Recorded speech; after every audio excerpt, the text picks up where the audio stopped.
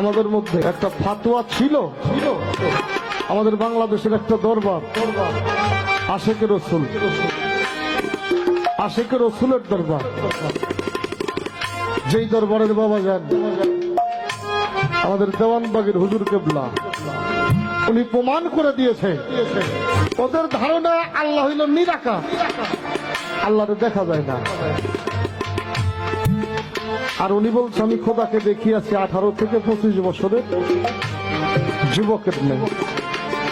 ওনারে অনেক ফতোয়া এই যুগের মৌলবীরা দিছে, যারা বড় বড় আলেম দেশের মাওলানারা কাফের ফতোয়া দিছে একটা কথার জন্য। কথাটা কি জানেন?